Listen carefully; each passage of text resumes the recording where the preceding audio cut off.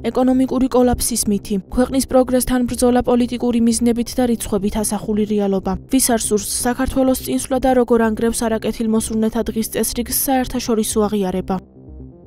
შეიქმნა სრულად ალოგიკური ციფრები, რომელიც ვერც ერთ გაანგარიშებაში, ვერანაირ პრაქტიკულ გაანგარიშებაში ვერ ჯდებოდა. რაც ყველაზე მნიშვნელოვანია, დიდი 4-ეულის საერთაშორისო საფინანსო ინსტიტუტების ADB, EBRD, IMF, მსოფლიო ბანკი, ყველა სარეიტინგო სააგენტოს, Moody's, Fitch, S&P, გაეროს ეკონომიკურ სოციალურ საქმეთა დეპარტამენტი, აბსოლუტურად ყველა საერთაშორისო საფინანსო ინსტიტუტის ავტორიტეტული ორგანიზაციის სარეიტინგო სააგენტოს შეფასებებთან კატასტროფულად აცდენილია. ეს არის მიზანმიმართული და შეგნებული კვლავ აქცენტით დეზინფორმაციაზე, რომელიც მოკლევადიან პერიოდში გამოიწვია გარკვეული ტიპის ღელვარება ზარყევა. როდესაც ეკონომიკური ზრდა მაღალი არის, ბიუჯეტის შესრულების პრობლემა არ უნდა იყოს, როდესაც ნაკლებ ზრდაზე არის ბიუჯეტი დაგეგმილი. ინფლაცია მაღალი გვაქვს და ემთხვევა. ეროვნული ბანკის რეზერვები ჯერ კიდევ არის საკმაოდ დაბალ მნიშვნელობაში. ყველა საერთაშორისო ინსტიტუტი ადასტურებს, რომ საქართველო არის რეგიონში გამორჩეული ლიდერი ეკონომიკური ზრდის ტემპის მიხედვით,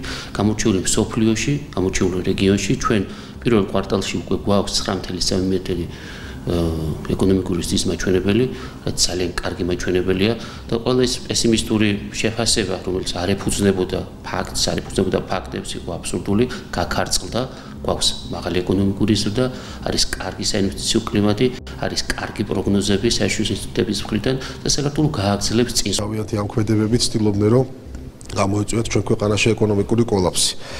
რაც ნამდვილად არ გამოუვიდათ. რაც იყო პირდაპირი ღალატი და არის ჩვენი ქვეყნის, რაც არის პირდაპირი მავნებლობა და პირდაპირი საბოტაჟის მცდელობა. ეკონომიკის საწყისებში ვინც ერკვევა დამერწმუნება, რომ ეკონომიკას ერთ-ერთი მთავარი შემადგენელი კომპონენტი არის მოლოდინები, ხო?